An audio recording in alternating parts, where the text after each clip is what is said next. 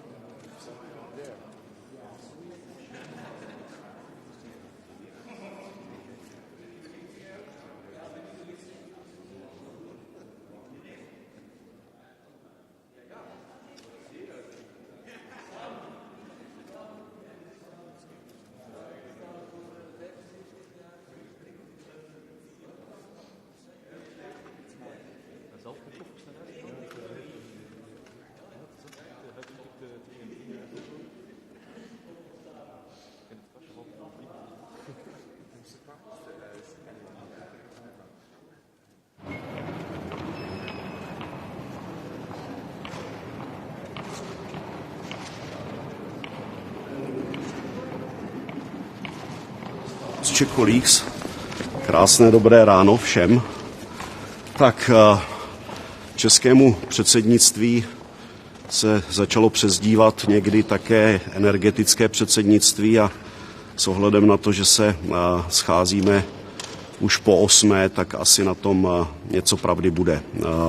Já bych chtěl využít této příležitosti a chtěl bych poděkovat všem kolegům, ministrům států Evropské unie zodpovědným za energetiku, za tvrdou práci a spolupráci, kterou jsme měli za těch 6 měsíců. Myslím si, že jsme dosáhli opravdu mnoho a dnes to musíme dokončit. Proto je potřeba, abychom se dnes shodli na mechanismu, který ochrání evropské domácnosti a evropské firmy před případnými prudkými cenovými výkyvy, tak jak jsme viděli na konci léta loňského roku. Odvezli jsme už mnoho práce v posledních týdnech, minulé úterý a samozřejmě celá řada neformálních jednání probíhala i v posledních dnech a vím, že celá řada států nebo některé státy mají obavu, že takový mechanismus, který my dnes představujeme jako dočasný mechanismus, který má sloužit jako záchranná brzda, může vést ke snížení konkurenceschopnosti, případně i k nedostatku plynu. Proto jsme do toho mechanismu zakomponovali celou řadu bezpečnostních opatření, které mají sloužit k deaktivaci mechanismu, například v případě, že by došlo k nedostatku plynu v rámci Evropské unie nebo v případě jednoho nebo více členských států. To znamená, že nevidím žádné důvody, abychom to naše rozhodnutí dále posunovali. I lídři, prezidenti a premiéři členských zemí nás ve čtvrtek vyzvali k tomu, abychom to dokončili, ale co je nejdůležitější, je, že vlastně na naše rozhodnutí čekají evropské domácnosti a firmy, kterým rostou ceny za energie, za elektřinu a za plyn a které prostě čekají, že my splníme naši povinnost jako ministři pro energetiku. Samozřejmě, že to není jediný bod na agendě. My bychom se dnes chtěli věnovat i opatřením, které budou limitovat emise metanu. Metan je jeden z nejnebezpečnějších skleníkových plynů, je zodpovědný za 30% globálního oteplování a my potřebujeme stanovit nové limity, jak pro aktivní, tak i pro neaktivní vrty a potřebujeme to dokončit tak, abychom tuto agendu posunuli pro jednání s Evropským parlamentem.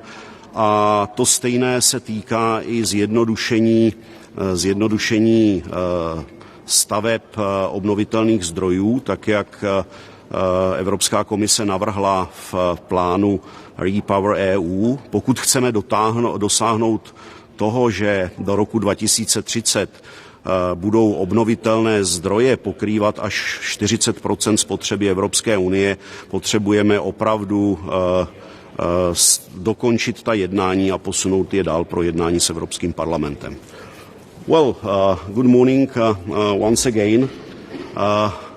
The Czech presidency has been renamed as the energy presidency, and given that we are meeting today for the eighth Energy Council, it might be probably something true on this.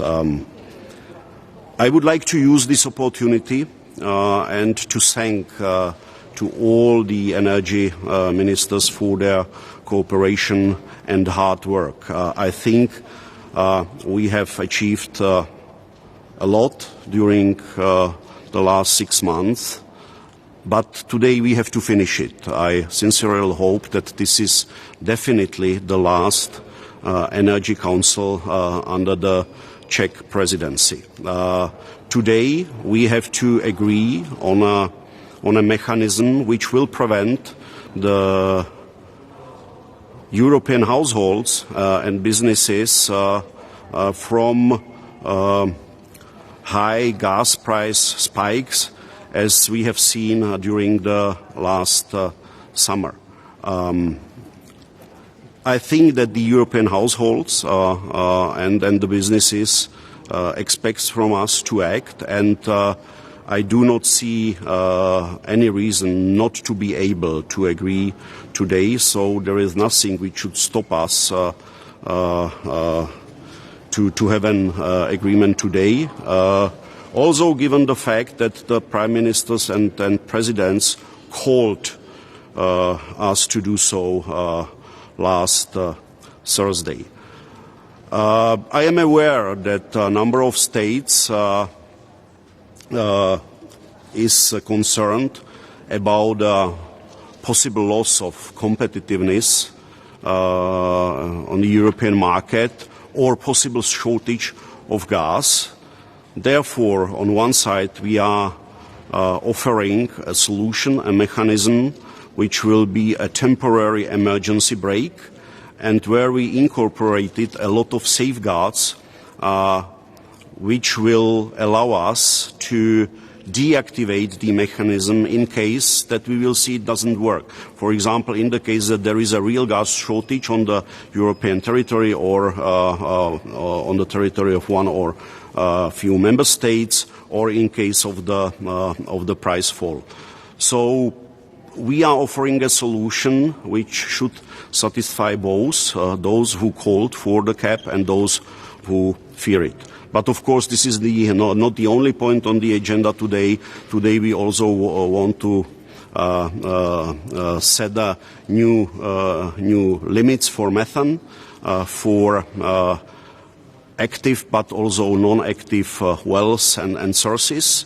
Methane is the most potent or one of the most potent greenhouse gases and is responsible for around 30% of the global warming, and therefore we need to have an agreement today in order to move the negotiations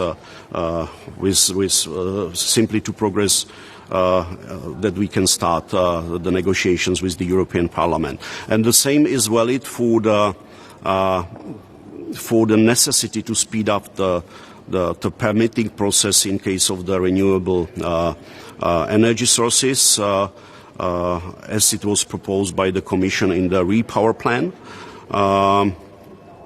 If we want, and we want, the renewable sources amounts to 40%, up to 40% of the total European consumption as of 2030. Also here we need to achieve an agreement and to move the topic for negotiations with the European Parliament. So busy agenda today, and as I said, I strongly believe that this is the last Energy Council under the Czech presidency. On the market correction mechanism, what's the latest proposal? So at what price should the mechanism be triggered, and could you be a little bit more specific on the safeguards? As I said, I believe that this is a very good proposal. I believe that we will align somewhere below that the figure will start with 1. And when it comes to safeguards, as I said, for example, if the shortage within more than one member state will be indicated, the mechanism will be deactivated. But please, give us the time to finish the thing, and we will then come with more concrete pieces of information during the press conference. Pane ministře, jaká je šance, že byste se domluvili jednomyslně? You and you. Jaká je šance, pane ministře, že byste se domluvili jednomyslně, potažmo jaká je šance, že byste I would wish to have anonymous alignment, but my target today is to deblock the blocking minority and to have at least a qualified majority. Takže já bych byl velmi rád, kdybychom našli řešení, na kterém se shodnou všechny členské státy. Obávám se ale, že to nebude úplně možné a že mým úkolem bude dosáhnout rozhodnutí, které schválí kvalifikovaná většina členských států.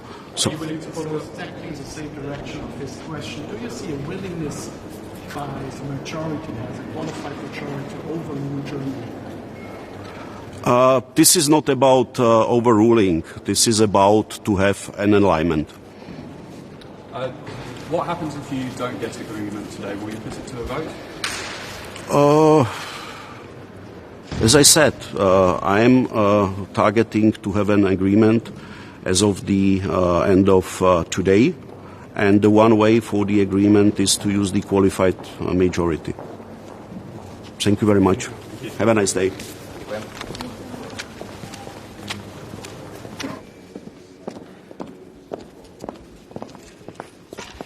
God morgon. Blir det någon deal om pristak på gas på det här mötet, tror du? Det återstår fortfarande att se, men vi är närmare en överenskommelse idag än vad vi var i tisdags. Så att, jag bedömer att det har rört sig i rätt riktning för att kunna nå en överenskommelse, men det är fortfarande en öppen fråga om vi når hela vägen i hamn idag. Vad är det mer konkret som har rört sig förutom att ledarna på toppmötet har sagt till er att ni måste komma överens?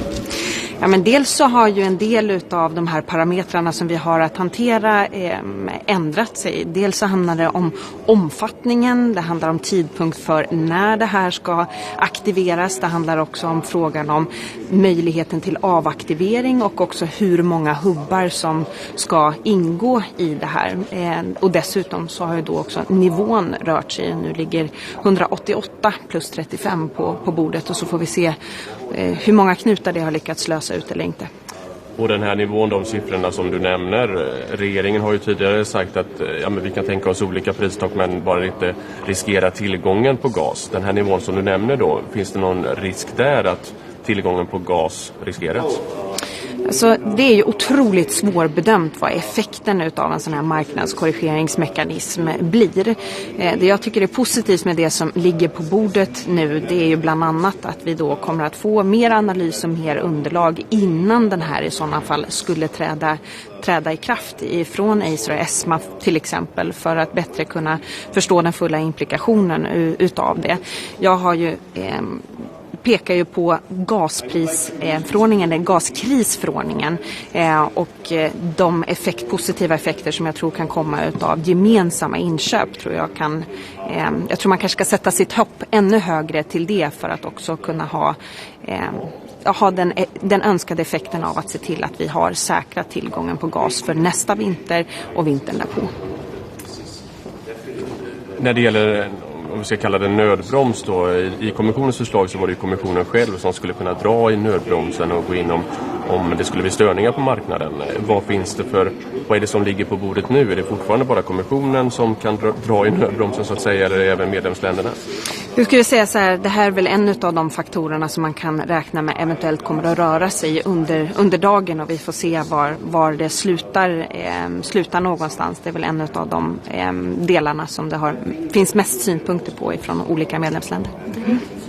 Igår morse så kom parlamentet och ministerrådets förhandlare fram då till den här uppgörelsen om den reformen av utsläppshandelssystemet, däribland transportsektorn då. Där var en del diskussioner i Sverige om reduktionsplikt och så vidare. Det är kanske inte så lätt för alla att förstå hur det hänger ihop och den här nya överenskommelsen påverkar reduktionsplikt och transportmål och så vidare. Hur gör de det? Ja, vi kommer ju att hämta hem det här nu för att analysera fullt ut för svensk del vad det innebär. Vi arbetar ju på flera fronter samtidigt för att få ner våra utsläpp.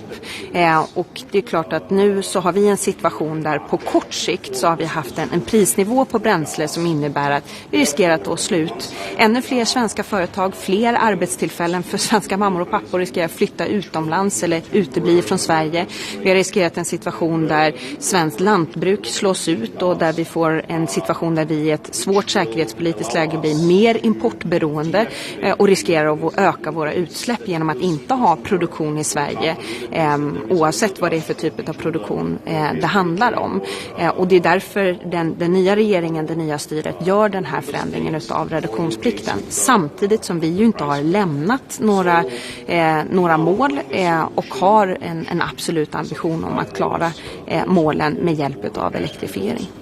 Och om jag förstår överenskommelsen här nu, vad det innebär för transportsektorn då med utsläppshandelssystemet, så blir det bränsleproducenterna som åläggs att se till att målen uppfylls, att de får ett visst antal utsläppsrätter. Och så, jag får inte riktigt ihop hur det fungerar med reduktionsplikt och sådana saker, men är det att de måste se till att det finns tillräckligt mycket alternativa bränslen ändå för att uppfylla målen alltså för att inte få slut på utsläppsrätter? Ja, den första delen, den kan jag verifiera. Men sen så skulle jag vilja återkomma samlat när vi har haft tid att analysera fullt ut effekterna av de justeringar som helgens förhandlingar och slutresultat innebär för Sveriges del. Det är för tidigt för mig att uttala mig på stående fot kring det. Kära gamla elstödet till organisationer, företag och sånt, kommer det? Arbetar fortfarande otroligt hårt med den frågan, har inget nytt besked idag. Dessutom så har ju regeringen i och med budgeten också aviserat ett elstöd till elintensiva företag. Även den frågan arbetar vi väldigt hårt med parallellt och också se hur de två påverkar varandra och hoppas att komma med ett besked så snart det bara är möjligt. Pratar ni med kommissionen här om det också på förhand, så att säga, hur läget ligger? Ja, men i och med att en del i det här också handlar om att det behöver vara förenligt med EU:s statsstödsregler, så är det klart att vi gör det vi kan för att få det underlag vi behöver för att kunna bedöma det på ett korrekt sätt. Räknar du med en deal idag på den så kallade mekanism som vi kallar för prisstopp? Precis.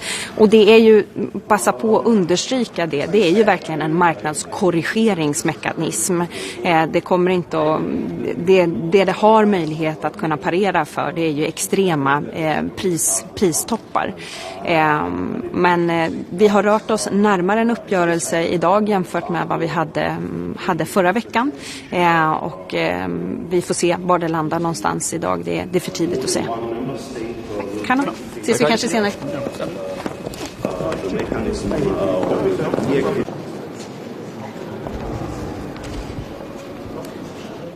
Good morning. Today we are gathering for the last time of our 12 Energy Council meetings this year, and we will have a very long and substantial agenda. Crucially, we must agree on gas market correction mechanism. The leaders have given the energy ministers clear task to reach an agreement today. And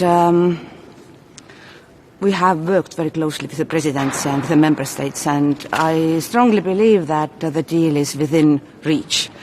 Of course, it requires a very strong spirit of compromise from everyone. And Commission is here, and we aim to facilitate the efficient and balanced approach. And saying that, the market correction mechanism is not the only tool in our toolbox.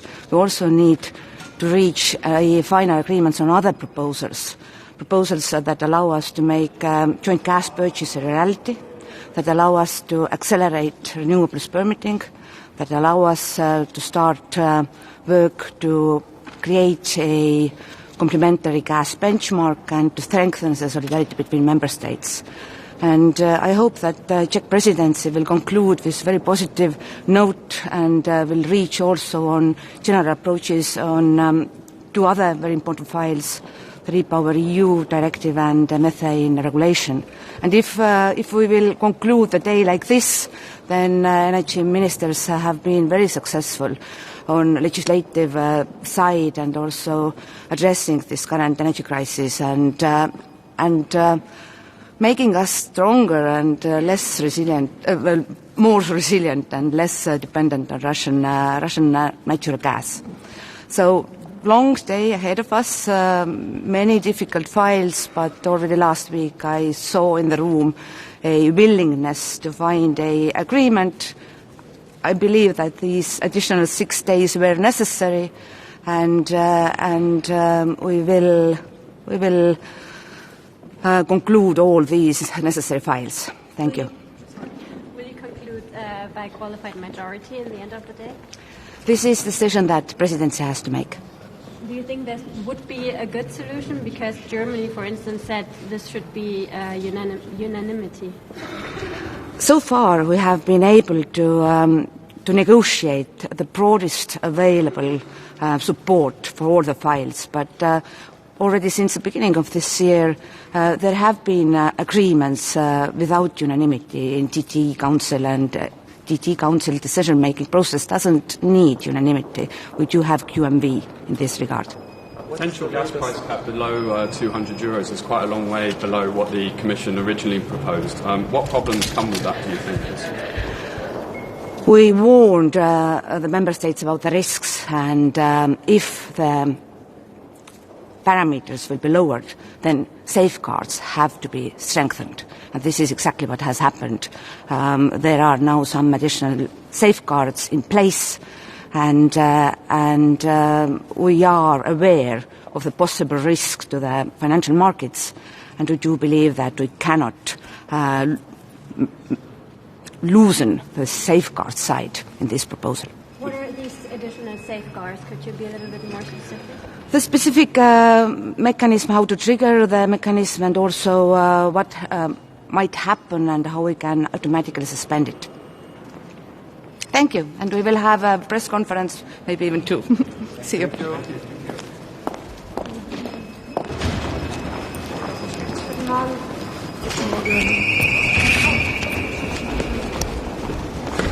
Guten Morgen.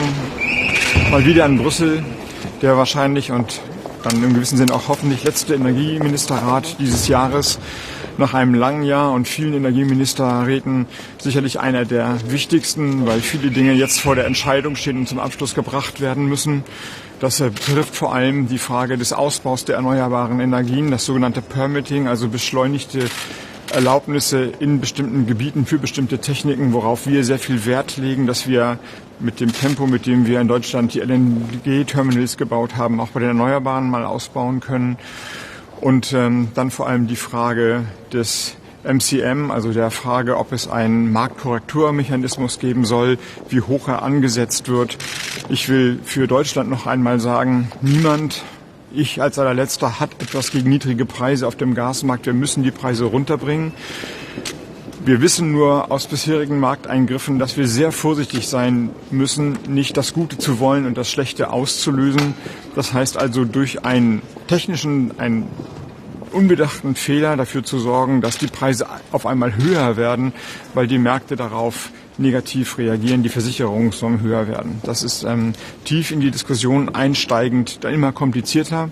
Und ich hoffe, dass alle Kollegen sich gut vorbereitet haben auf diese Sitzung und wir dann insgesamt zu einem Ende kommen, zu einem guten Ende kommen, wo dieser Energieministerrat die erfolgreiche Geschichte dieses Jahres dann auch zu einem gemeinsamen Abschluss bringt. Vielleicht noch 2 Sätze.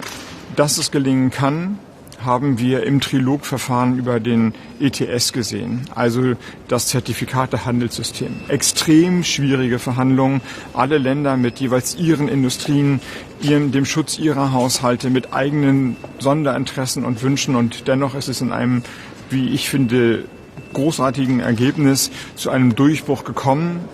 Das wird heute noch einmal bestätigt werden, jedenfalls von meiner Seite bestätigt werden. Das heißt, es gelingt immer wieder, über diesen schwierigen Aushandlungsprozess Europa zusammenzubringen und zusammenzuhalten.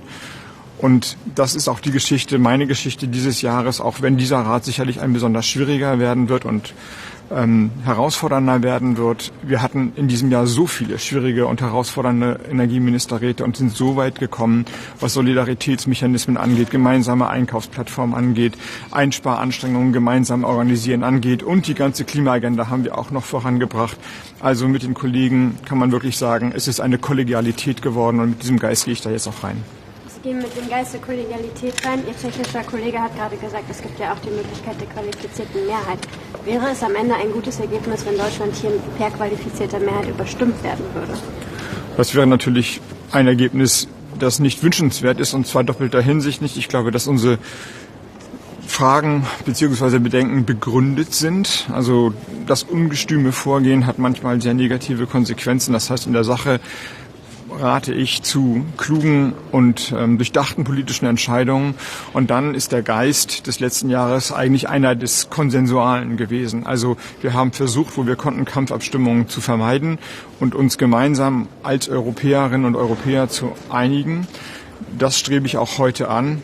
Aber natürlich, ich meine, Deutschland ist ein Land, das immer wieder sagt, lasst uns handlungsfähig werden. Wir müssen qualifizierte Mehrheiten herbeiführen, in verschiedenen Bereichen auch in der Lage sein, Abstimmungen durchzuführen. Wenn es so kommt, werden wir damit leben müssen. Also das ist natürlich so, wie der tschechische Kollege gesagt hat. Wir müssen uns ja irgendwie einigen am Ende.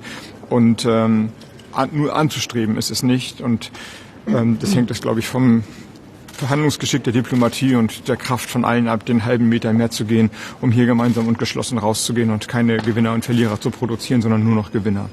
Noch eine Frage zur Diplomatie. Der Bundeskanzler hat letzte Woche gesagt, dieser Marktkorrekturmechanismus sollte so hoch angesetzt sein, dass er nach Möglichkeit niemals in Kraft tritt oder niemals eintritt. Ist das ein kluger Schachzug gewesen? Es ist jedenfalls so, dass der Europäische Rat, also der Rat der Staats- und Regierungschefs, gesagt hat, dieser Marktkorrekturmechanismus soll die höchsten Preisvolatilitäten rausnehmen, aber sie haben unterlassen zu definieren, was die höchsten Preisvolatilitäten sind. Und auch bei dem letzten Rat vor 3 Tagen gab es keine weitere Interpretationshilfe für die Energieminister, sodass die eine Seite, wenn ich so reden darf, sagt, naja, guckt euch mal die Preise an, die sind 3, 4, 5 Mal so hoch wie 2021. Das ist ja wohl höchste Preisvolatilität. Und die andere Seite sagt, naja, wir waren im Sommer schon bei 300 und drüber, jetzt sind wir bei 130, also vielleicht nur noch ein Drittel dessen. Ihr seht doch, im Moment sind wir in einer hohen, aber stabilen Phase und dazwischen ist eine weite Range. Also da hat der Rat mit allem Respekt vor den Staats- und Regierungschefs uns eine Aufgabe gegeben, die sie nicht weiter definiert haben, aber wir werden das heute schon irgendwie lösen. Herr Minister, ist eine Grenze von 188 €, die jetzt im Gespräch ist, hoch genug? Die Kommission hat mal 275 vorgeschlagen. Einige von den Capping-Befürwortern sagen 100. Also es geht noch ziemlich weit auseinander. Ich glaube, dass man nicht nur auf die Zahl an sich schauen soll, auch wenn die natürlich am einfachsten zu verstehen ist und immer eine symbolische Bedeutung hat, sondern die Einbettung der Zahl ist entscheidend. Da sind wir bei dem letzten Gipfel sehr weit gekommen. Wir haben mit den verschiedenen, wir nennen das jetzt Safeguards, also Mechanismen, Korrekturen auch wieder auszusetzen und den Markt wieder wirken zu lassen, um eine Gasknappheit zu vermeiden, viele kluge Entscheidungen getroffen. Und ich glaube, in dem Umfeld, also je mehr Safeguards, je mehr Sicherheitsnetze es gibt, umso toleranter können wir alle bei der Zahl sein. Aber es sind sicherlich kommunizierende Röhren, nur eine Zahl zu setzen und darauf zu sagen, das ist strikt und da machen wir nichts weiter, das wäre sicherlich unverantwortlich. Vorletzte Frage. Herr Minister, wenn heute ein Gaspreisdeckel gegen den Willen der Deutschen beschlossen werden würde, ist das eine Gefährdung für die Gassicherheit unseres Landes? Die Gefährdung betrifft alle Staaten gleichermaßen. Ich will noch mal kurz erläutern, was das Problem sein könnte.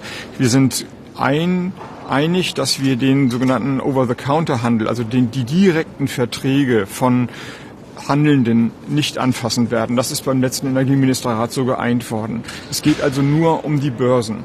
Das heißt, die Börsen funktionieren im Grunde ja so, das kennen wir ja quasi von unserem Supermarkteinkauf. Man will etwas kaufen im Vertrauen darauf, dass es angeboten wird. Wir kaufen unser Mehl ja nicht bei der Mühle direkt oder beim Bauern direkt, so wenig wie wir die Butter beim Bauern holen, bis auf wenige Ausnahmen, wenn man noch die Gelegenheit dazu hat. Und der Supermarkt stellt die Butter oder das Mehl ins Regal im Vertrauen darauf, dass es eine Nachfrage gibt. Und daraus bildet sich der Preis. Wenn aber jetzt das Signal gesetzt wird, der Preis wird nicht mehr voll bezahlt, dann kann es dazu führen, dass das Angebot irgendwann zum Erliegen kommt und die Leute sagen, na geht doch zum Müller oder zum Bauern direkt. Das sollte vermieden werden. Das würde dann ganz Europa gleichermaßen treffen. Deswegen ist der Eingriff in den Markt mit Bedacht und vielleicht auch mit einer Lernphase zu versehen. Natürlich wollen wir alle günstige Butter und günstigen Mehl kaufen, sowie günstiges Gas. Noch einmal, das verstehe ich vollumfänglich und ich verstehe auch die Sicht der anderen Länder auf Deutschland, die ja ungefähr so ist. Wir haben euch gewarnt, alle eure Abhängigkeiten auf Russland zu setzen. Halb Europa, 3/4 Europa hat Deutschland gesagt, nicht Nord Stream 1 und Nord Stream 2, baut mal ein LNG-Terminal. Wir haben gesagt, machen wir nicht. Wir heißt vorherige Bundesregierung. Wir haben den Preis dafür gezahlt. Jetzt fehlt Zentraleuropa, Deutschland, Österreich, der Tschechischen Republik erst einmal Gas. Alle zahlen den höheren Gaspreis, auch die Spanier beispielsweise, die damit gar nichts zu tun haben. Und Deutschland hat die finanzielle Möglichkeit, unsere Verbraucherinnen und Verbraucher etwas zu schützen. Dass die sagen, ihr habt den Schlamassel angerührt. Natürlich war es Putin im gewissen Sinne, aber ihr habt euch nicht genug darauf vorbereitet. Wir zahlen alle einen Preis, wir müssen da jetzt mal eine Maßnahme gegen machen. Ist ja voll einsichtig und verständlich. Also wie würde ich reden, wenn ich spanischer Politiker wäre? Gleichwohl darf man bei allem Verständnis dafür jetzt nicht aus dem Brast heraus einen Fehler machen, der dann zu einer Verknappung führt. Die würde dann wieder weite Teile von Europa und nicht nur Deutschland treffen. Das heißt, zuzugeben ist, Deutschland steht in einer besonderen Verantwortung, auch das Problem zu lösen. Ich verweise auf die Terminals, die wir aufgebaut haben. Deutschland steht in einer Verantwortung, hier solidarisch zu sein. Und Deutschland steht in einer Verantwortung, möglichst eine gemeinsame Lösung hinzubekommen, die den gemeinsamen Markt für Europa im Blick behält. Letzte Frage. Keine mehr? Wunderbar. Dankeschön. Bis heute Abend.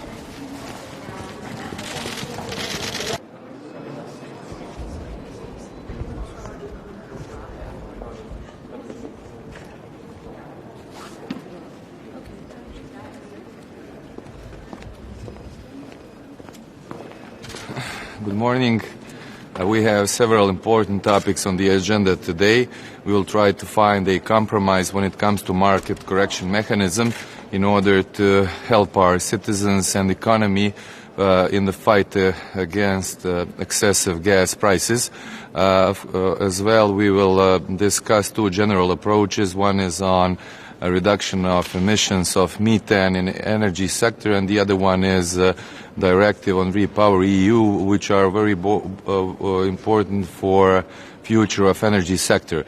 In the end, we will have several AOBs, and one refers to Croatian JANAF.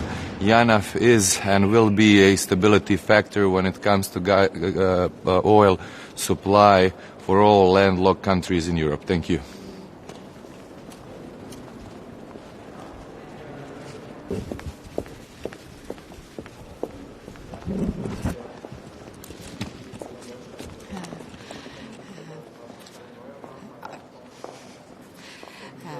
I think that the pressure and to reach an agreement today is high, and I'm positive that we can achieve a compromise, but it's very difficult to say what it will be, because the member states have different aims. We are not talking about a regulated price, but a measure that would protect us from very high price hikes. But how to put the details on paper that we actually achieve the aim that we want to do without taking the risks to security of supply is something that we'll probably discuss a full day about.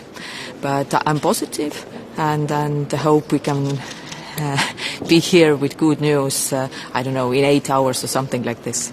Thank you.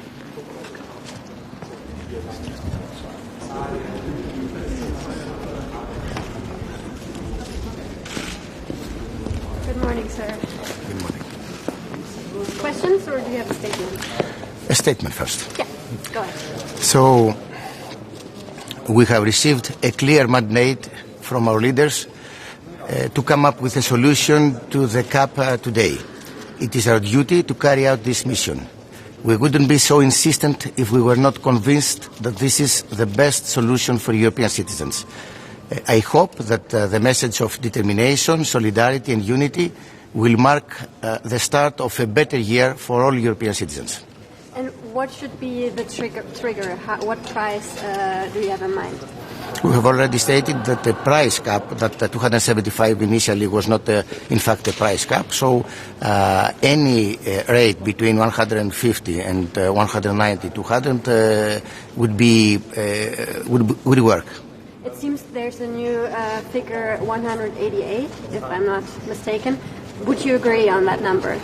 I think 188 will give the right signals to the markets. And if countries like Germany and the Netherlands still have concerns and basically block today, do you think it would be a good way to vote by qualified majority? I think that we all should heed to our responsibilities and find a compromise, find a solution that will accommodate all needs from all member states. And if you don't find a compromise today, would that be your We're way here out? in order to find a compromise, the best solution for European citizens after all. Sir, I have a question for understand something. If you define the gas price gap, and then you have so many safeguards that basically the gas price gap is never working. What is the sense of having First the of gas all, price gap is not working? first of all, the limits and the safeguards that we have placed now, they are included in the text, would help us during the last summer not to suffer from those excessive prices in gas that arrived to 340, 345 euro per megawatt hour.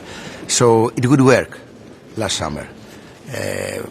Second, now is the time, I think, to start to apply a mechanism, a correction mechanism. And then, of course, we have the revision and we can adjust it according to the results that it will bring us. What do you mean by revision? Because your German colleague just said there should be some kind of learning phase before it's actually applied. Do you think that's a good idea? First, we have to apply in order to find out what are the practical implications, if any, and if it works. If it works, then we can improve it. And could you expand a little bit on the safeguards? At what point should the mechanism, once it's triggered, be deactivated? We've said during many close meetings that we're certain that the mechanism will operate, will function smoothly, and that we are so certain that it will work well that we don't think that those safeguards finally we will decommission, let's say, we will stop the mechanism. So we don't have a problem with this. We agree with the member states that have concerns about how to suspend this mechanism. We agree with them.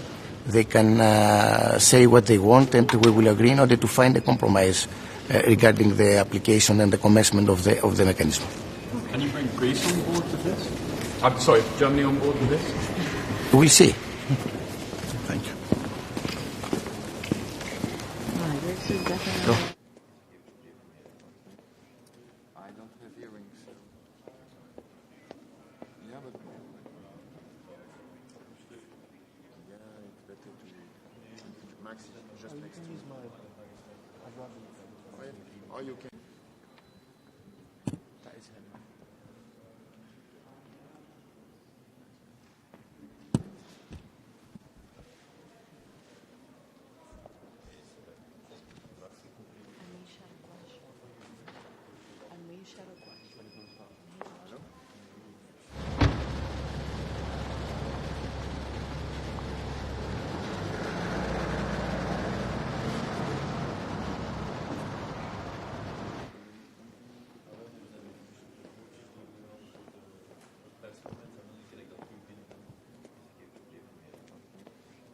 I don't have earrings. Yeah, but it's better to Max just next to me. Or you can.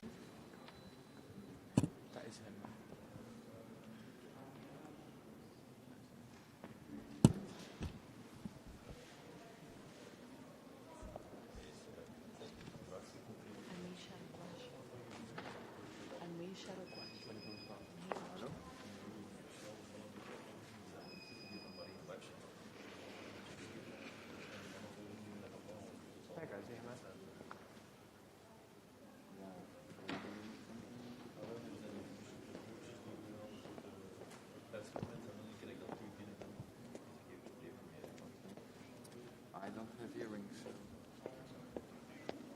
Yeah, but it's better to Max just next to me.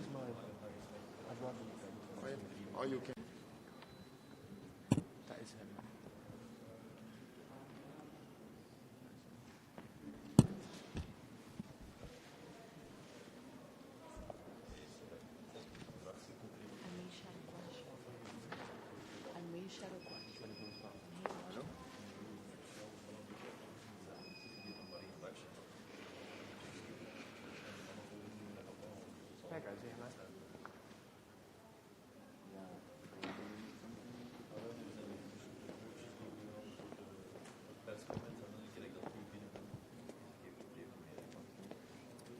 don't have earrings. Yeah, but yeah, it's better to Max just next to you. Or you can. That is him.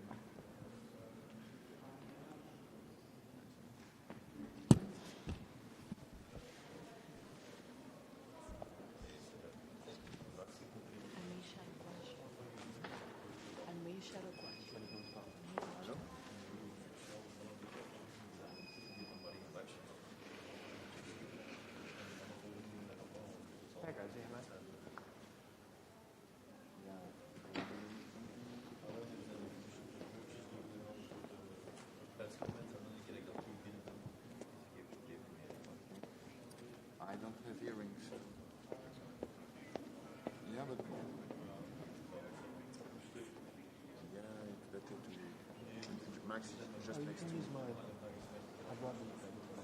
Or you can. That is him.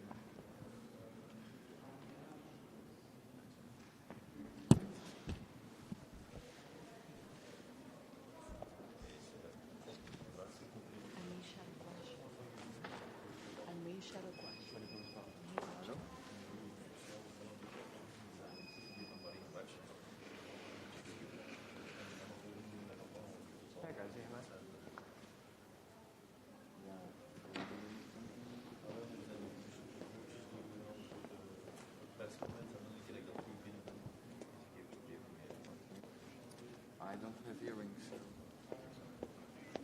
Yeah, but Yeah, it's better to Max just next to you. Or you can. That is him.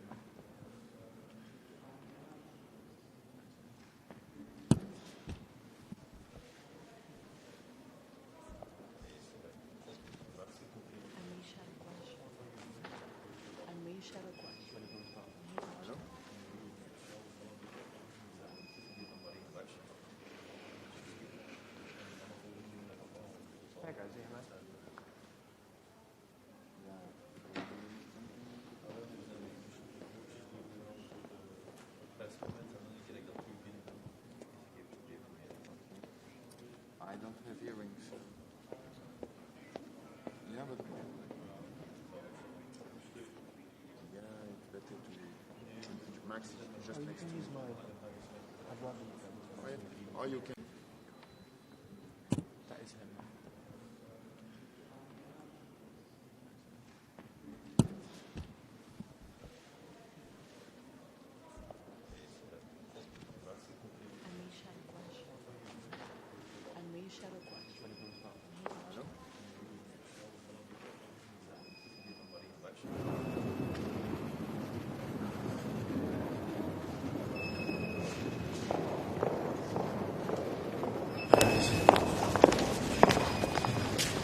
Bonjour à toutes et à tous. Nous sommes réunis aujourd'hui pour le dernier Conseil des ministres de l'énergie européen.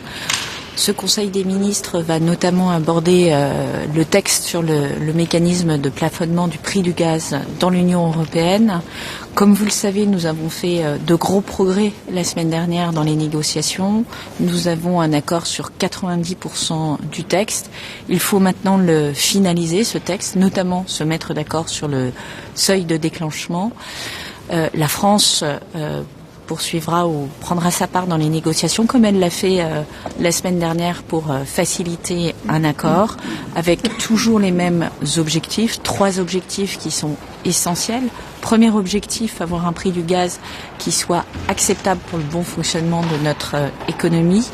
Deuxième objectif, c'est celui de sécuriser nos approvisionnements en gaz, de ne pas les bloquer. Et troisième objectif, c'est d'assurer la stabilité des marchés financiers. Et sur ce sujet-là, nous serons particulièrement rigoureux, précautionneux, car nous ne voulons pas que ce mécanisme conduise à une augmentation importante des appels de marge, et il nous faut nous assurer d'avoir un suivi et une anticipation, et c'est pour ça que nous soutenons la proposition de la présidence de mettre en œuvre ce mécanisme avec un petit délai pour s'assurer que nous ne remettons pas en cause la stabilité des marchés financiers.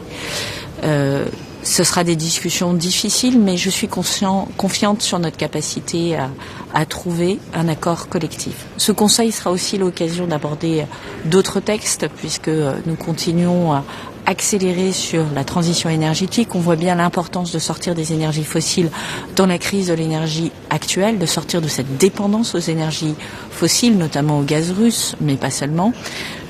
Pour ce faire, nous allons examiner différents textes sur l'efficacité énergétique, sur le méthane, sur l'accélération des énergies renouvelables. Et sur ces différents textes, nous serons en soutien avec une position très claire, c'est celle de la neutralité technologique, en particulier sur le développement de l'hydrogène. Nous considérons que nous n'avons pas les moyens de nous priver de l'hydrogène bas carbone, celui qui est produit à partir de nucléaire, dans les textes que nous prenons si nous voulons être crédibles en matière de lutte contre le réchauffement climatique et si nous voulons tenir nos engagements, et nous serons très clairs sur ce point. L'Europe a besoin de toutes les capacité de développement d'hydrogène bas carbone, que ce soit de l'hydrogène sur base de renouvelables ou de l'hydrogène sur base de nucléaire. Troisième élément, nous allons évoquer le traité sur la charte de l'énergie, Comme vous le savez, la France a annoncé qu'elle sortait de ce traité et nous pensons aujourd'hui que l'Union européenne doit faire le même mouvement. Nous sommes plusieurs États à être sortis de ce traité. Cela va dans le sens là aussi d'une cohérence par rapport à notre ambition climatique, notre ambition en matière de transition énergétique. Enfin, dernier point, la Commission européenne abordera la question de la réforme du marché de l'électricité avec des idées très intéressantes pour découpler le prix du gaz du prix de l'électricité, notamment en utilisant différents instruments, les contrats par différence, les Purchase Power Agreement. Nous pensons que cette démarche est la bonne et nous la soutiendrons et surtout il nous paraît très important de mettre en place et de discuter de cette réforme très rapidement, puisqu'aujourd'hui nous avons besoin de donner de la visibilité aux acteurs du secteur de l'énergie pour produire plus sur notre territoire européen d'électricité et d'énergie renouvelable bas carbone. C'est une priorité et pour que cette priorité se fasse, il faut avoir un design de marché qui soit approprié, qui favorise l'investissement et qui permette aussi aux consommateurs d'avoir une incitation à décarboner sa consommation et d'avoir un prix de l'énergie qui soit construit sur la réalité de sa consommation énergétique. Voilà les grands enjeux de ce Conseil, un programme très dense mais qui va dans le bon sens et qui montre combien l'Union européenne accélère sur la transition énergétique. Je vous remercie. En ce qui concerne le Market Correction Mechanism, le plafond, croyez-vous qu'il faut avoir une unanimité aujourd'hui? Une unanimité, je n'en sais rien, mais je pense que les positions se sont très fortement resserrées par rapport à la semaine dernière. Donc à nous de collectivement faire preuve de responsabilité pour trouver ce point d'atterrissage, sachant que nous avons mis en place des mécanismes qui sécurisent l'activation ou la désactivation du mécanisme, sachant que nous avons un accord, me semble-t-il, sur le niveau de prime par rapport au prix de déclenchement. Donc c'est vraiment les derniers pourcents de l'accord sur lequel il faut maintenant trouver un ensemble de pays pour nous retrouver. On parle de quel chiffre? Alors on est aujourd'hui avec une proposition de la présidence à 188 €. La France a indiqué le fait que nous étions confortables sur un prix qui allait de 260 à 200 € et il me semble que cet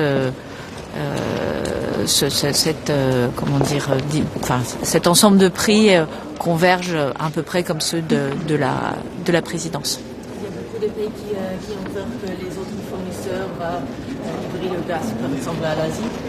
Je rappelle qu'il y a un mécanisme avec une prime et que cette prime, elle représente le prix du marché, on va dire international, avec lequel l'Europe est en concurrence, plus une prime qui représente justement en permanence la différence de coût avec le marché européen. Donc sur le papier, ce risque n'existe pas, puisque c'est un prix qui est mobile. En cas de désaccord avec le gaz, vous avez un plan B? Je comprends pas la question.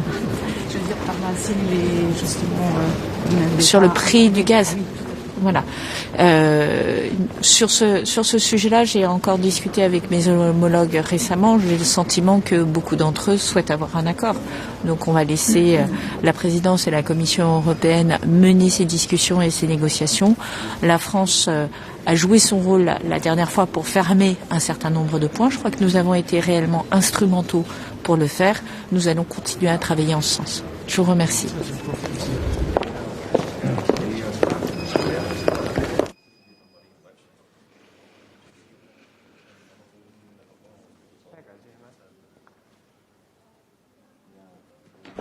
I'm looking for they told me to stand on the cross, so Stand on the cross. stand on the cross. Do you have a statement or questions immediately? I'm here in a very constructive mood. It's a very important day. It's about affordable gas prices for our industries and also for our households. And I hope that we can find the compromise together today. What happens if you don't find a compromise, but you would have a qualified majority? Do you think that's a way out? That's an if question, and we are 10 minutes before the meeting starts. I felt already last Thursday where we made huge progress, a real spirit to come together and to find a solution on the market correction mechanism, and that is also the goal today.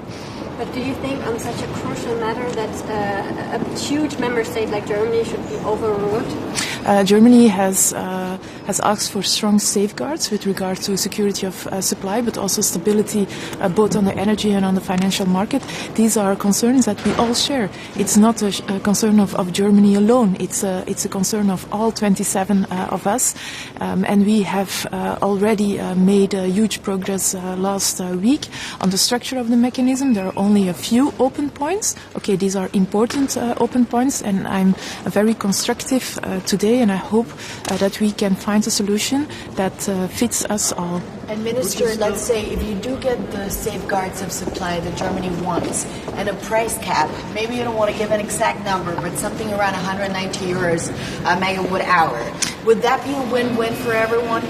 As you say, I'm not going to give an exact number because the negotiating is done around the table, and the safeguards with regard to security of supply are already in the text, already last Thursday, and they are confirmed also today. This is about our energy future. It's about energy security. It's about how that we have affordable prices, that we avoid deindustrialization. That's along these topics that we have to come together. Well, finally, hopefully for the last time this year.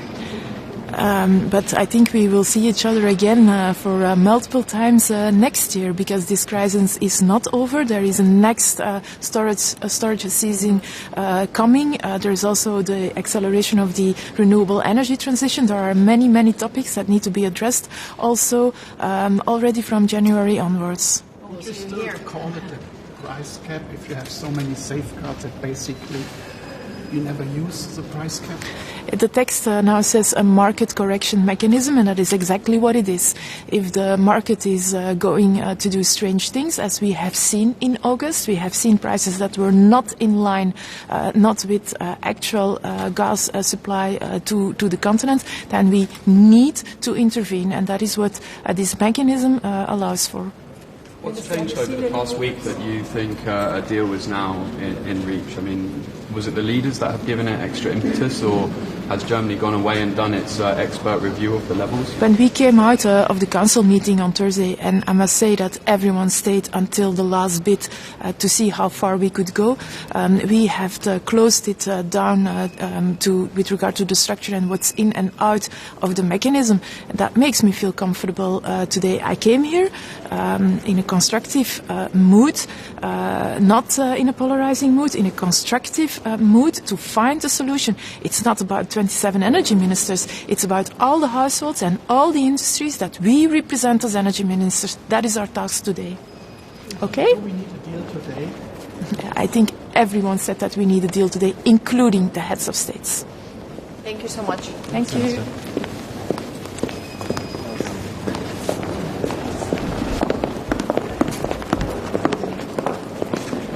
Good morning.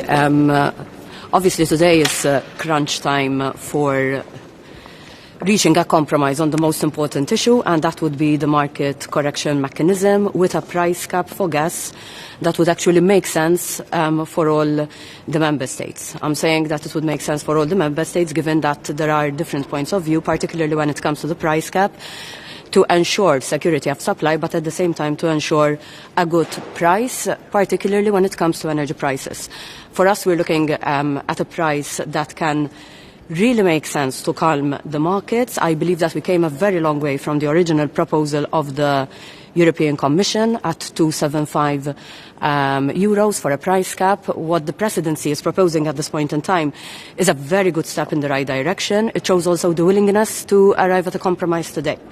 For us as an island member state, obviously we would prefer a lower price than that, particularly because for our case, gas is used primarily for energy, and given the typical conversion of CCGTs, any price would translate itself in almost double when it comes to energy prices. Just to give an idea, if on the table we have a 188 euro price cap, that would translate itself into a 376 euros per megawatt hour for energy.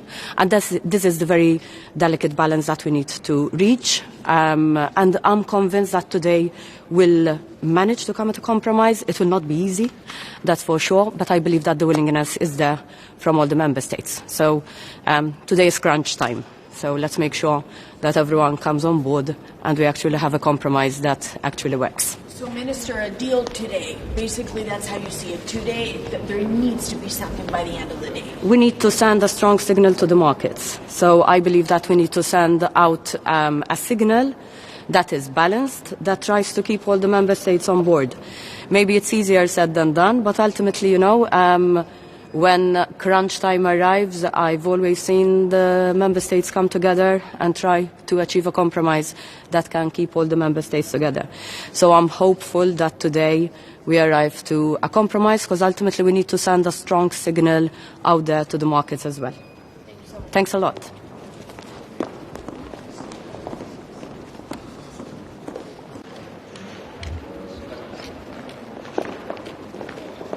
Godmorgen.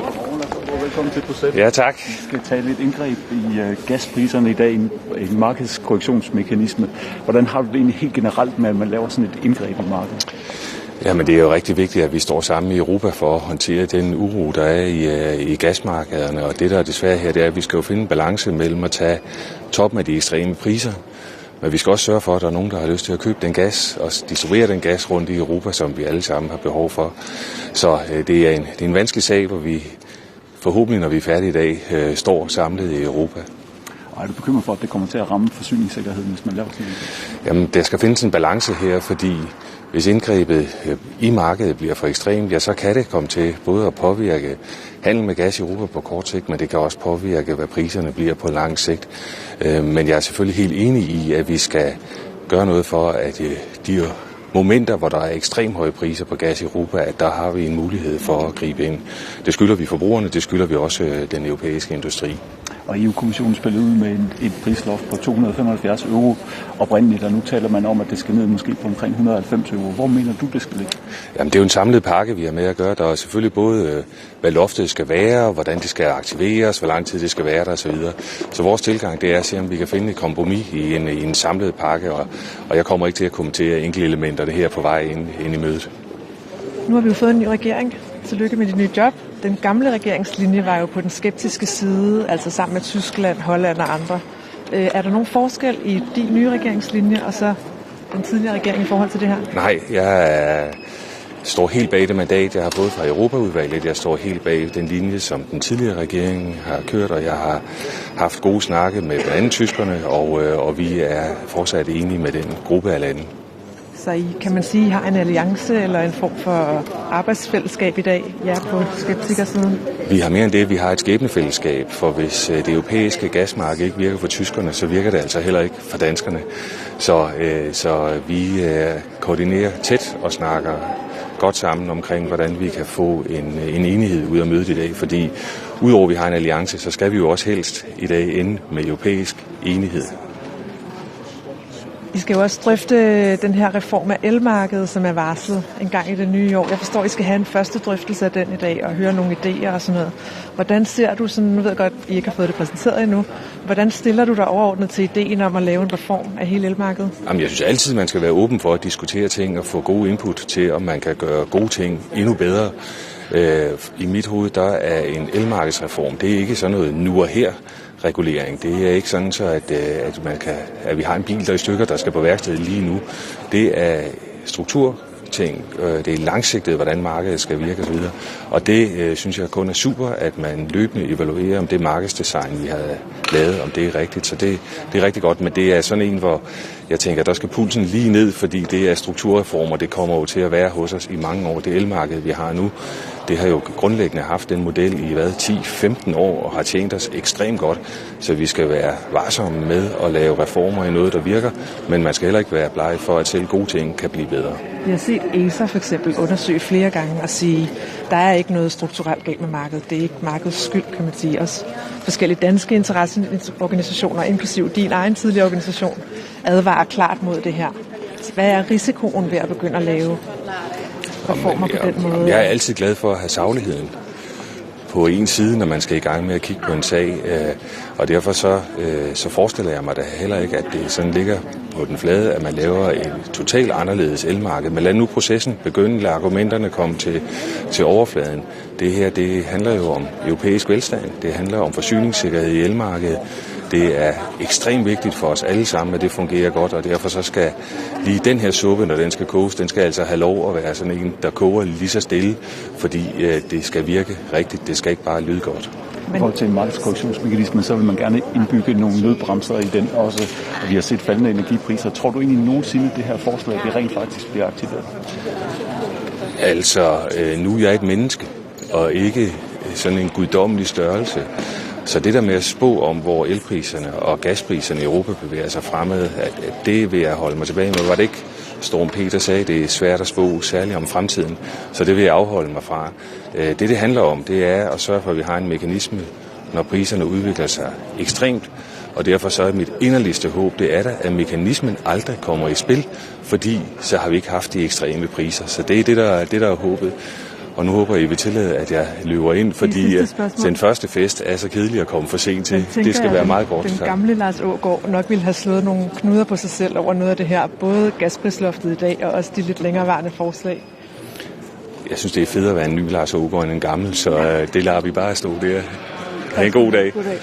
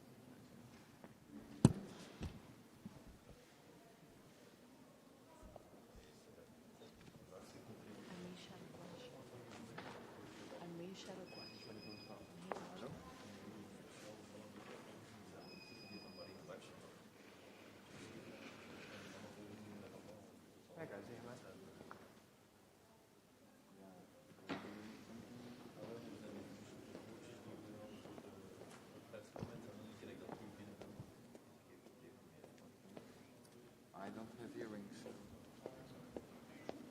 Yeah, but yeah, it's better to Max just next to you. Or you can.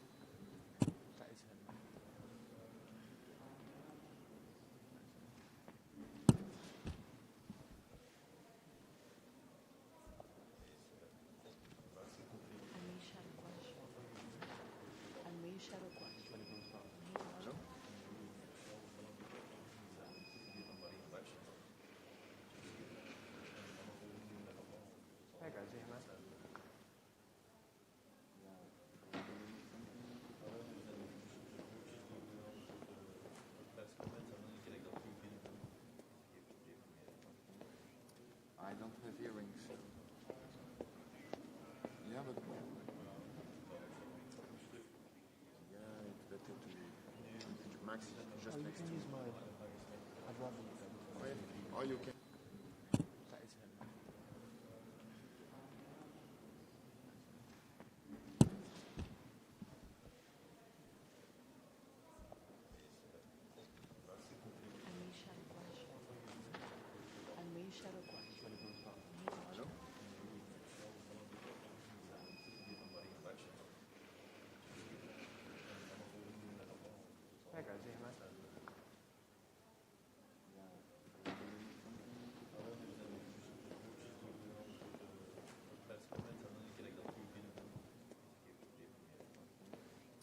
I don't have earrings. Yeah, but yeah, it's better to Max just next to you. Or you can.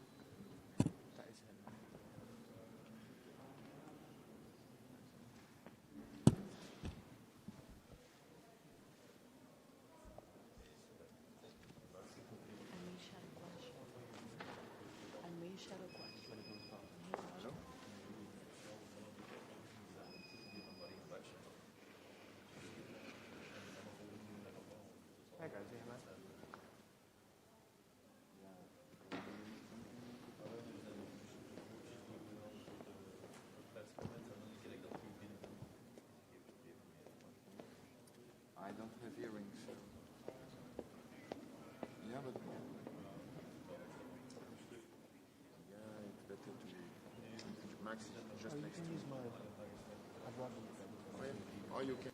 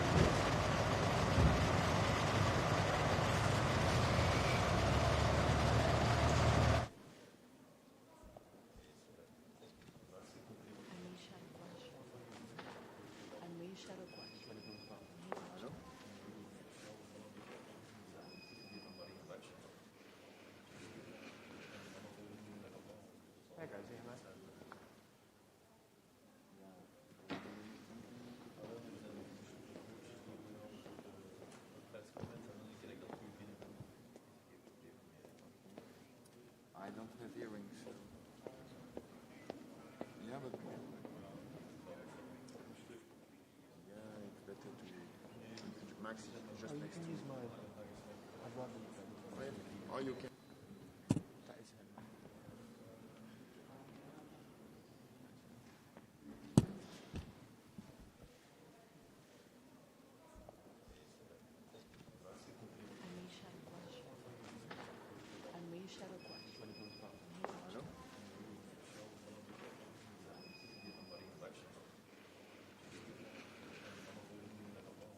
Pega, Germán.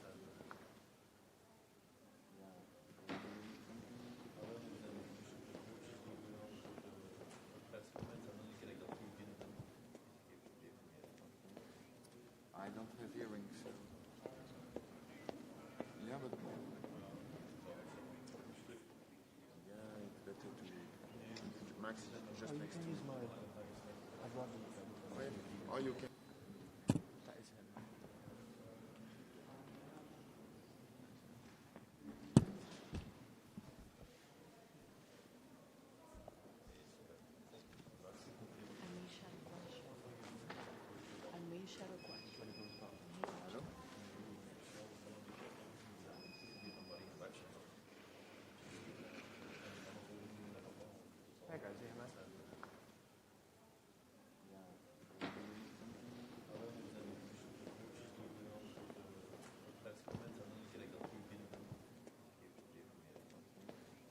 I don't have earrings.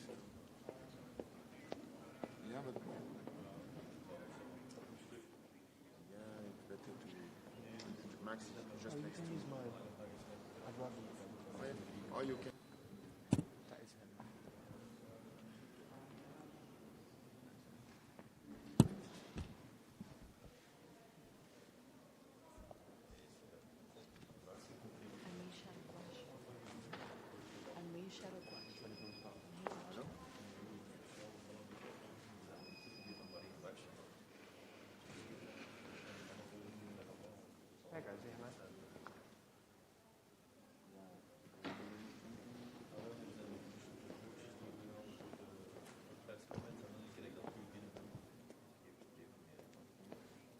I don't have earrings. Yeah, but... Yeah, it's better to be... Max, just next to me. Or you can... That is him.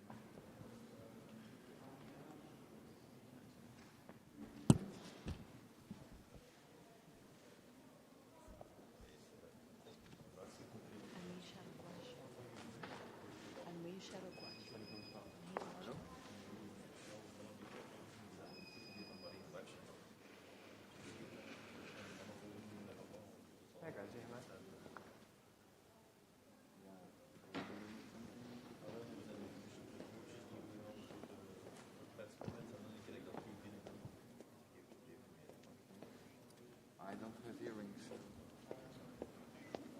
Yeah, but... Yeah, it's better to be... Max, just next to me. Or you can... That is him.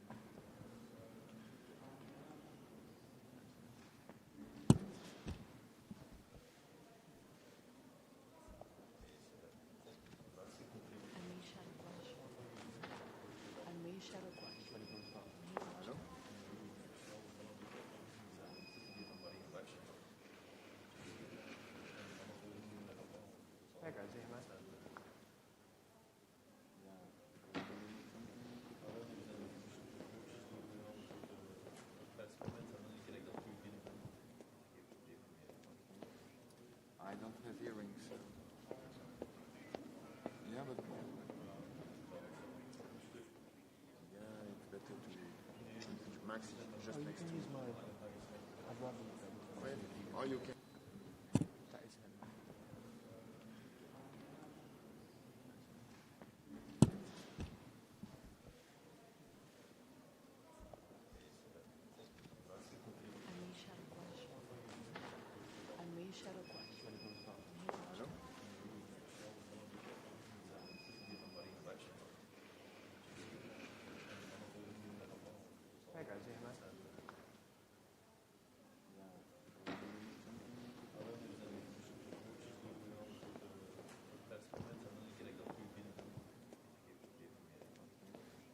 I don't have earrings. Yeah, but... Yeah, it's better to be... Max, just next to me. Or you can... That is him.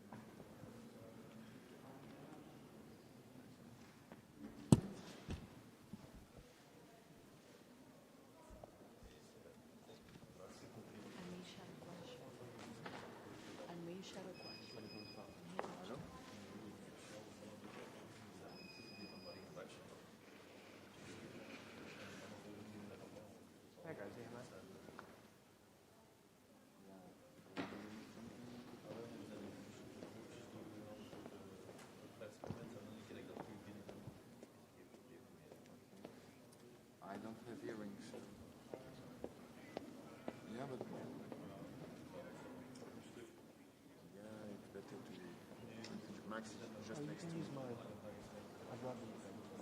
Or you can.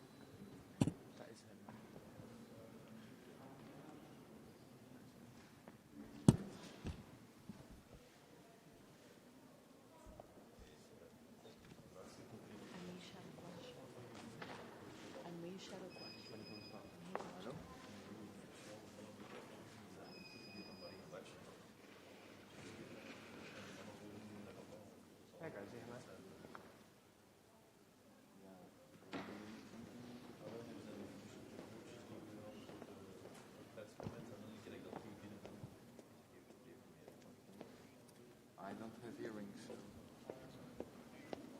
Yeah, but yeah, it's better to Max, just you next can to use you. mine. I'd rather you don't. Or you can. That is him.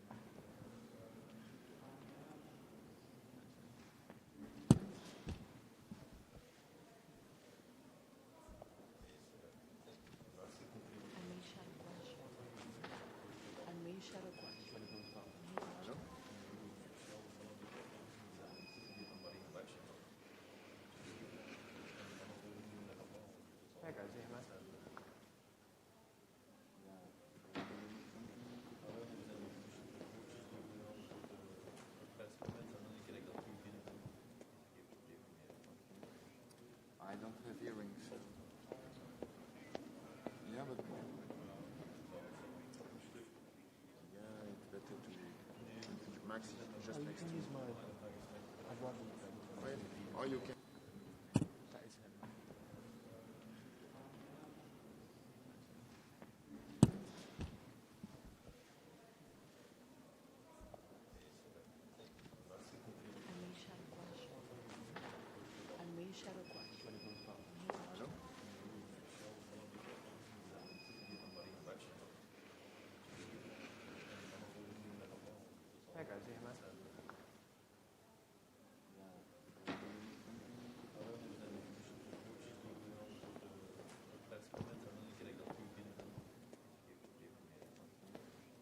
I don't have earrings.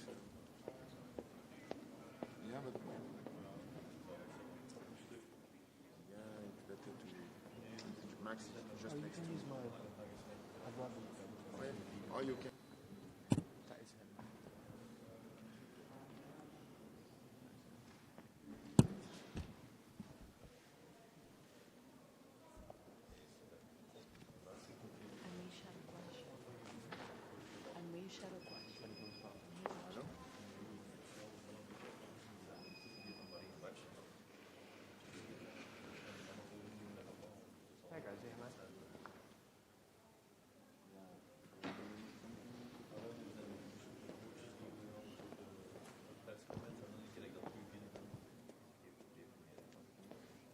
I don't have earrings. Yeah, but yeah, it's better to Max, just you next can to use you. mine. I'd rather you don't. Or you can. That is him.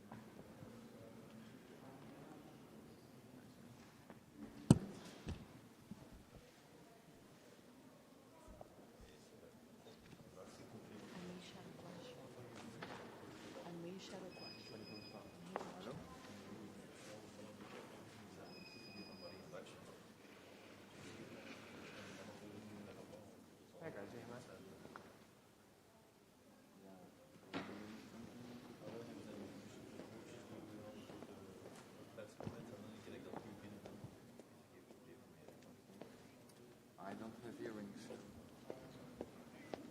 Yeah, but yeah, it's better to Max, just you next can to use you. mine. I'd rather you don't. Or you can. That is him.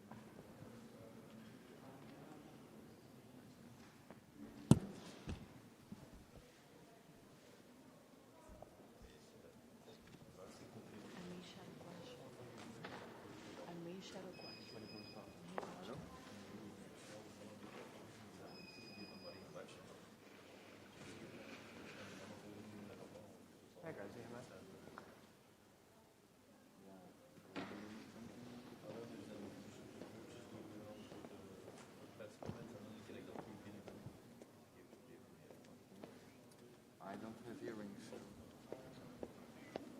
Yeah, but... Yeah, it's better to be... Max, just next to me. Or you can...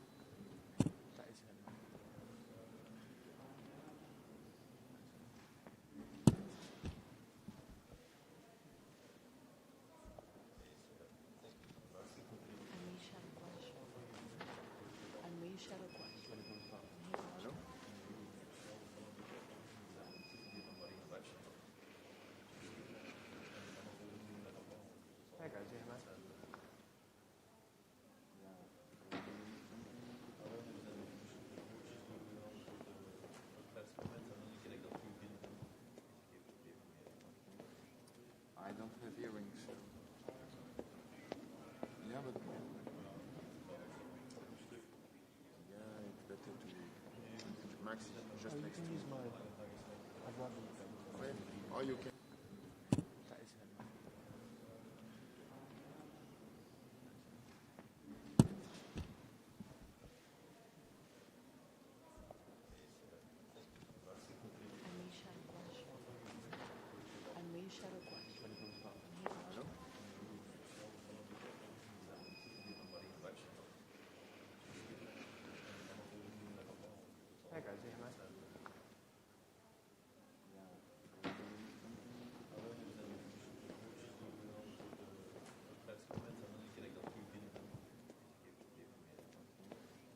I don't have earrings. Yeah, but... Yeah, it's better to be... Max, just next to me. Or you can...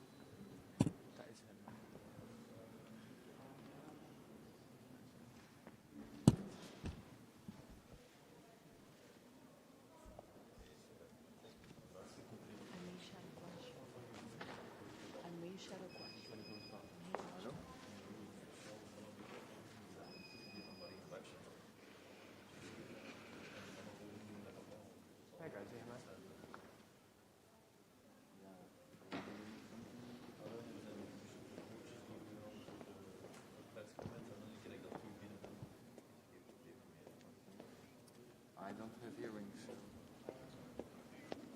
Yeah, but... Yeah, it's better to be... Max, just next to me. Or you can...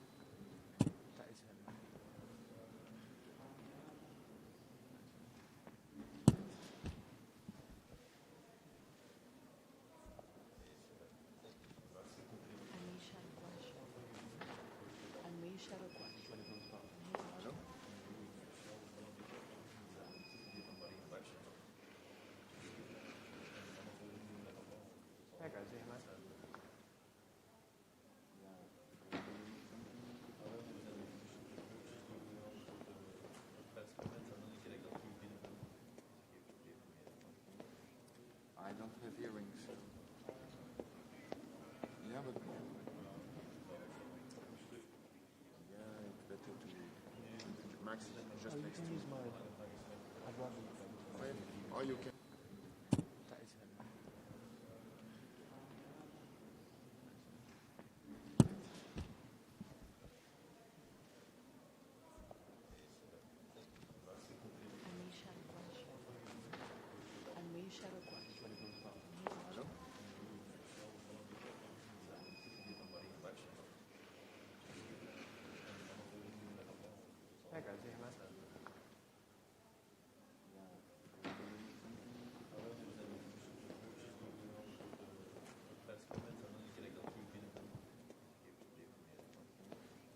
I don't have earrings.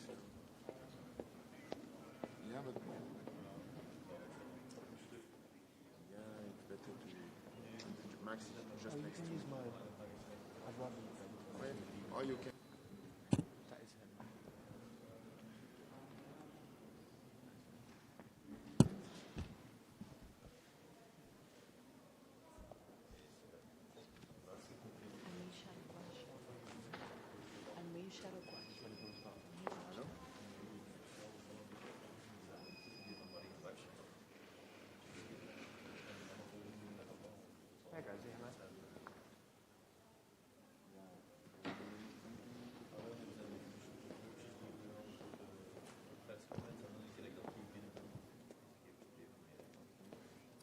I don't have earrings. Yeah, but yeah, it's better to be. Max is just next to me. Or you can. That is him.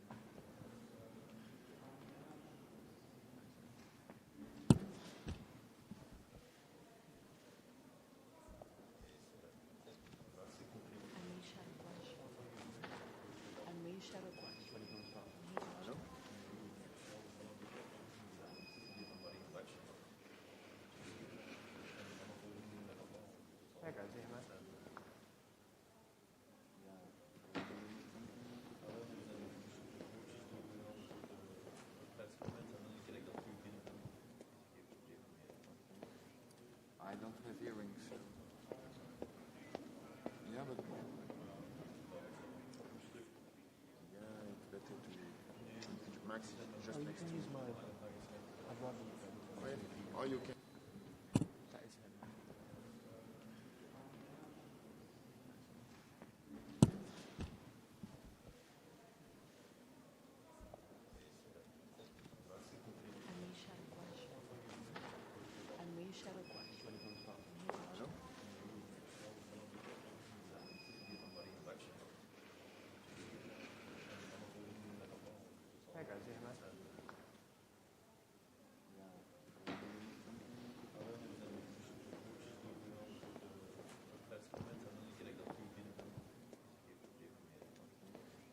I don't have earrings.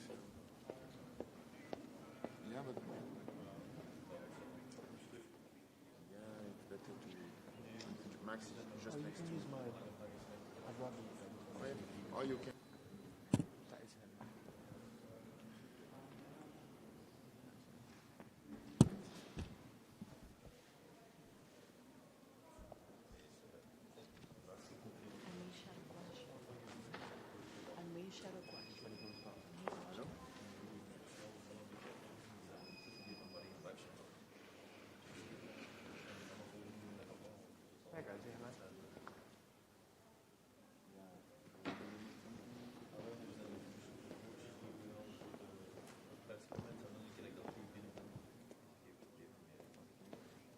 I don't have earrings.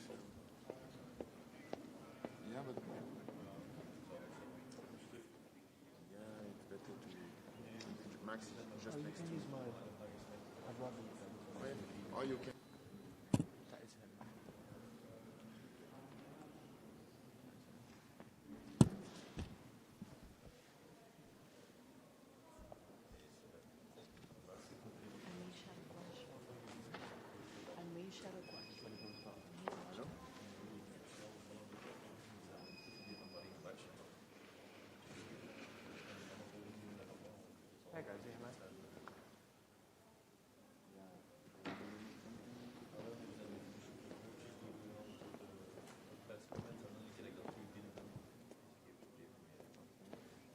I don't have earrings.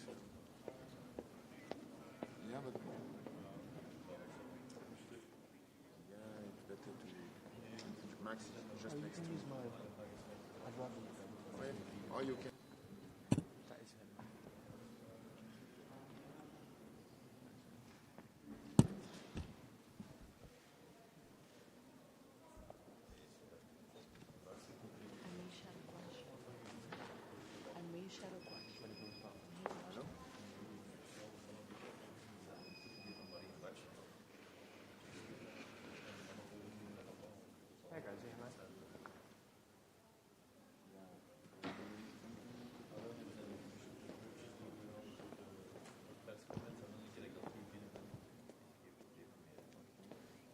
I don't have earrings. Yeah, but yeah, it's better to be. Max is just next to me. Or you can. That is him.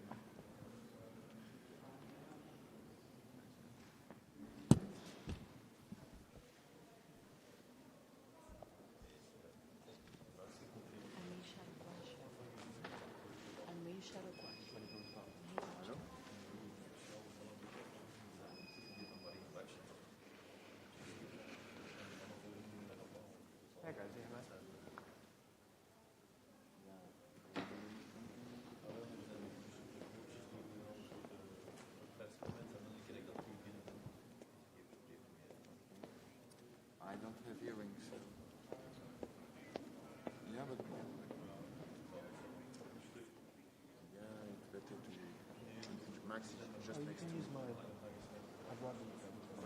Or you can.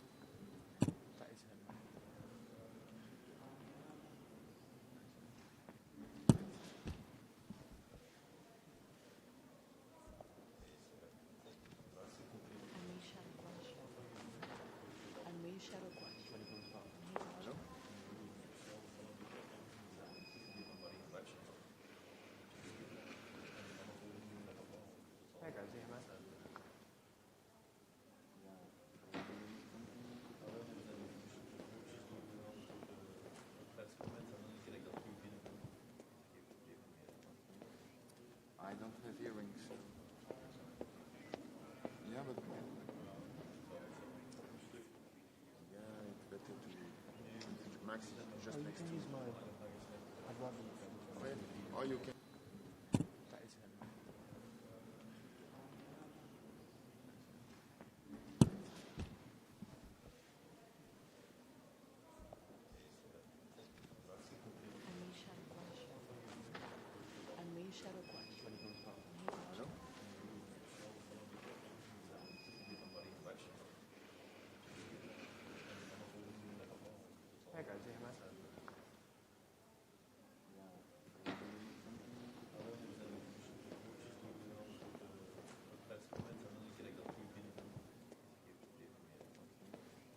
I don't have earrings.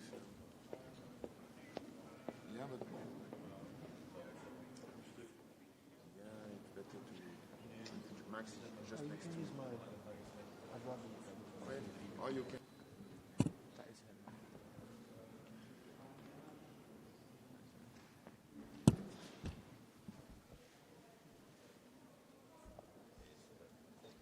you can.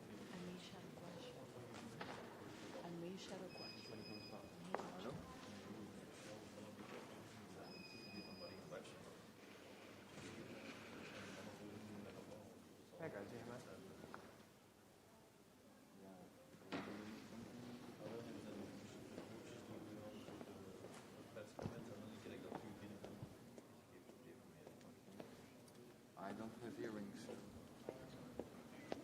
Yeah, but Yeah, it's better to be. Maxi, just next to me. Or you can.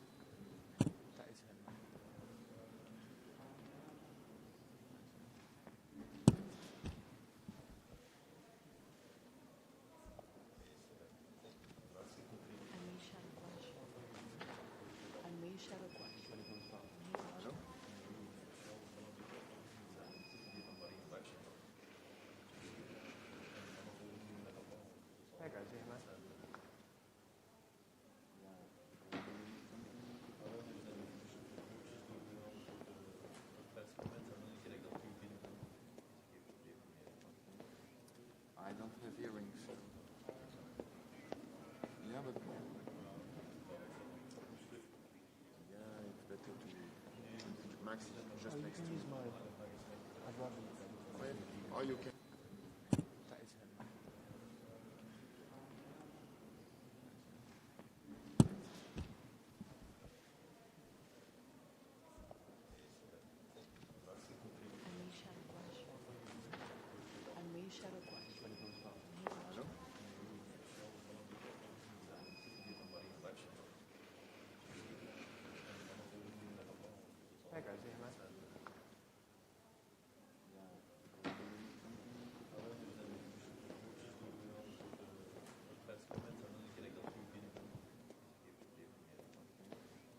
I don't have earrings. Yeah, but Yeah, it's better to be. Maxi, just next to me. Or you can.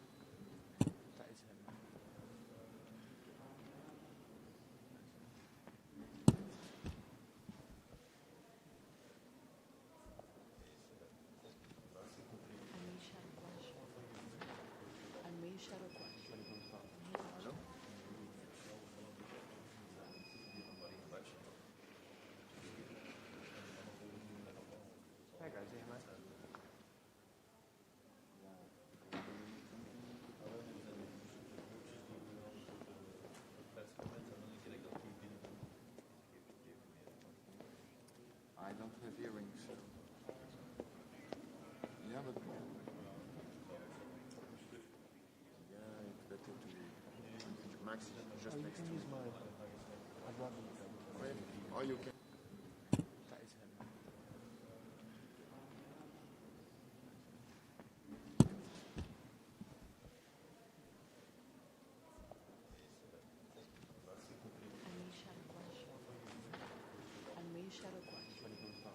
Hello?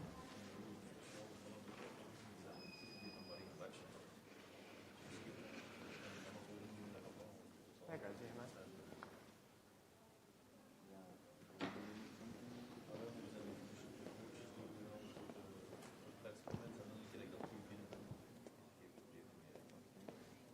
I don't have earrings. Yeah, but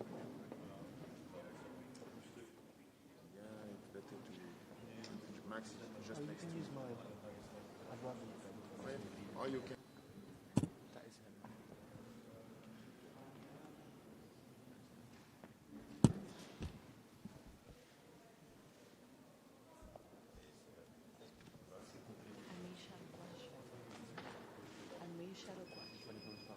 Hello?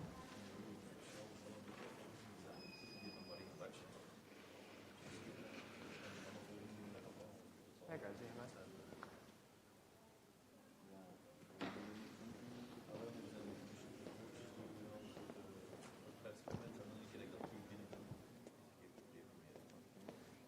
I don't have earrings. Yeah, but Yeah, it's better to. Max is just You next can to me. use mine. I'd rather use that. Okay. Or you can. That is him.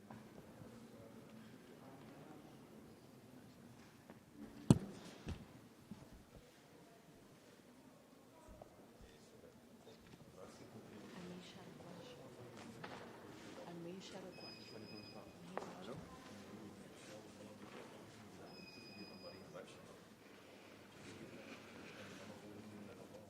Tackar, säger man.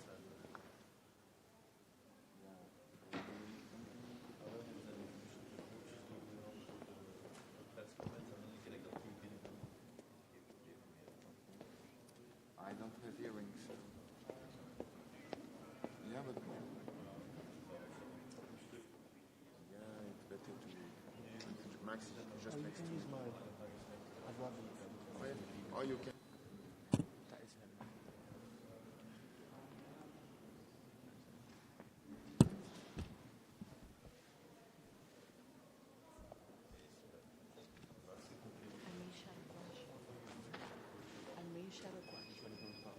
Hello?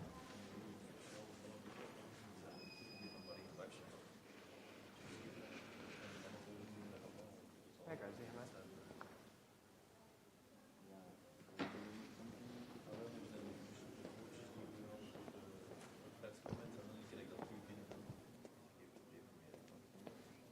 I don't have earrings.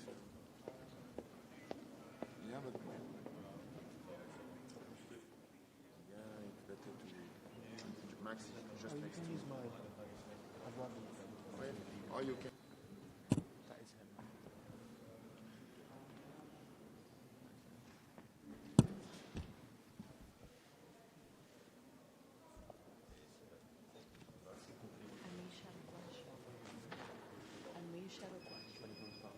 Hello?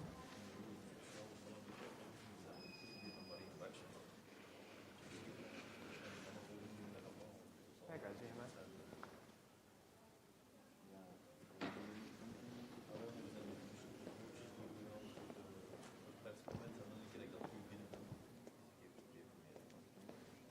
I don't have earrings. Yeah, but Yeah, it's better to. Max is just You next can to me. use mine. I'd rather use that. Okay. Or you can. That is him.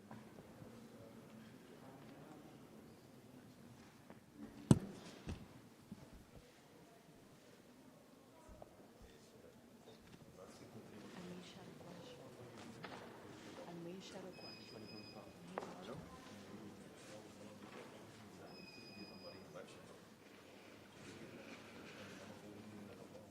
Tackar, säger man.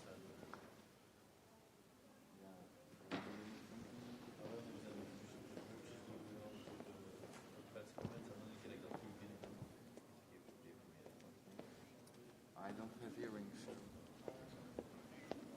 Yeah, but yeah, it's better to Max just next to me. Or you can.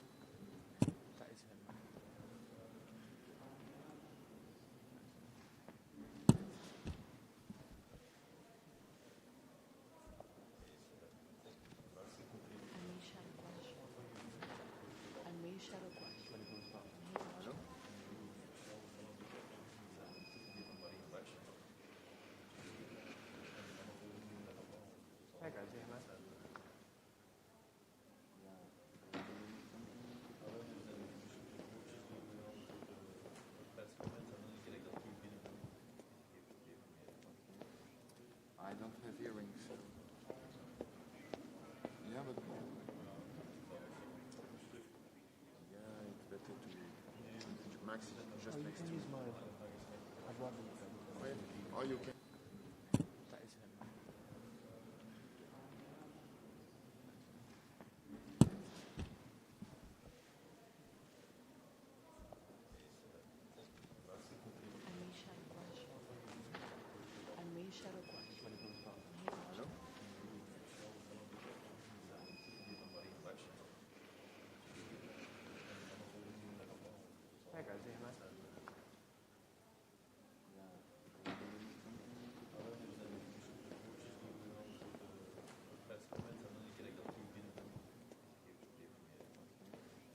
I don't have earrings.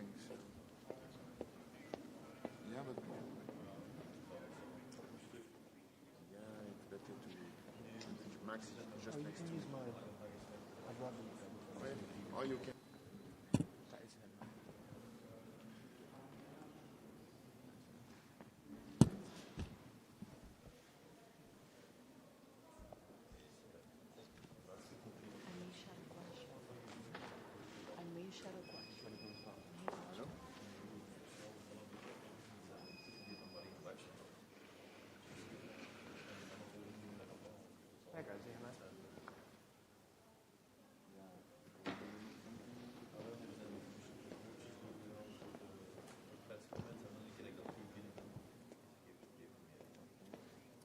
I don't have earrings.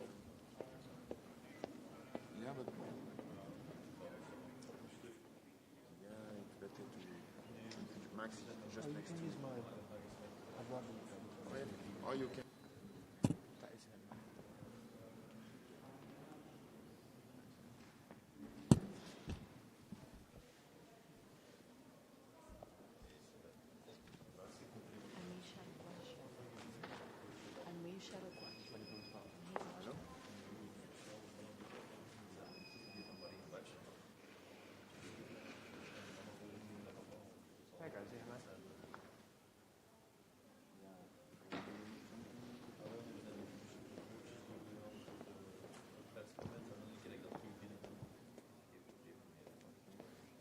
I don't have earrings.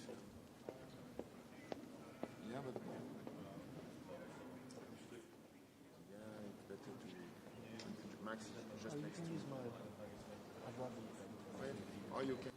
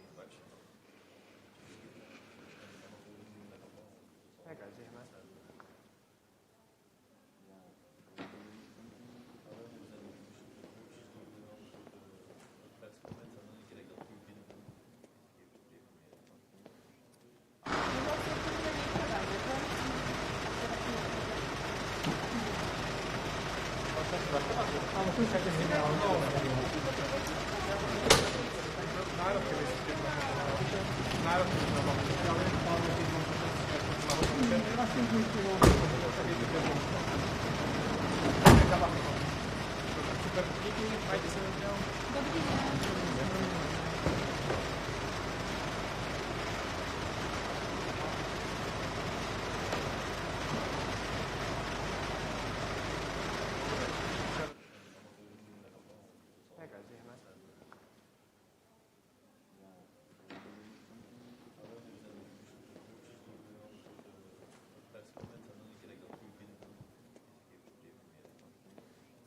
I don't have earrings. Yeah, but yeah, it's better to Max just next to me. Or you can. That is him.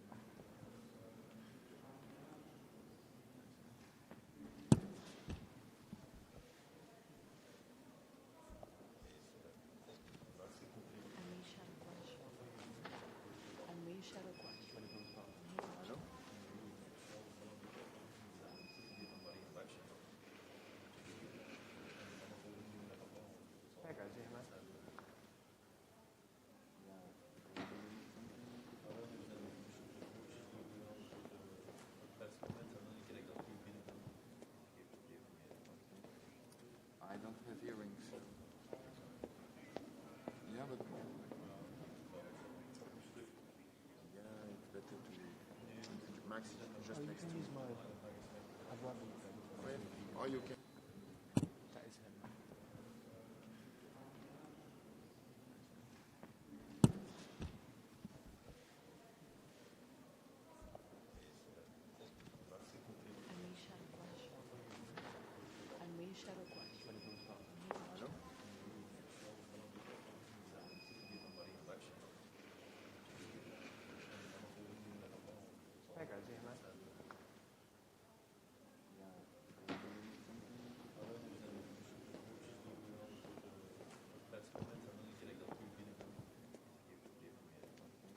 I don't have earrings.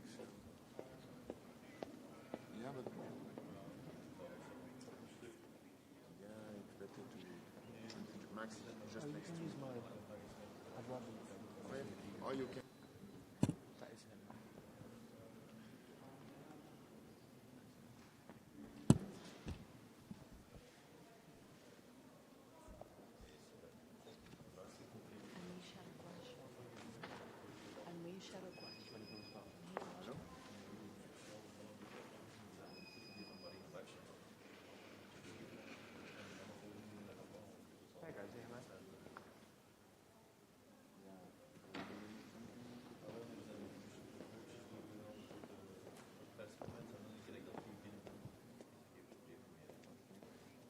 I don't have earrings. Yeah, but yeah, it's better to Max just next to me. Or you can. That is him.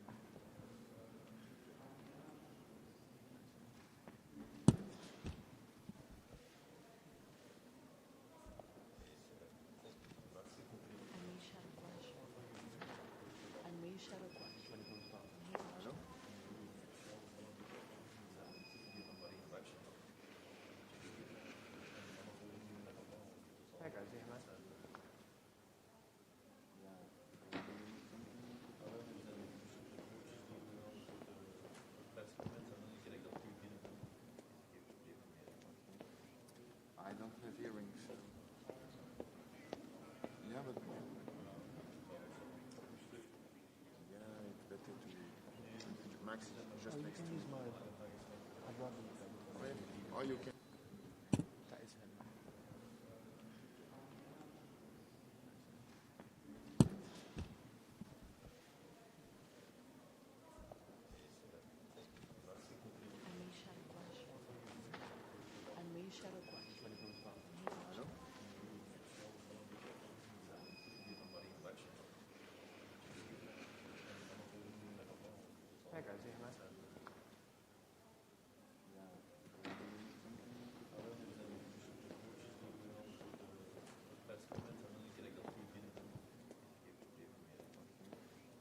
I don't have earrings. Yeah, but yeah, it's better to Max just next to me. Or you can.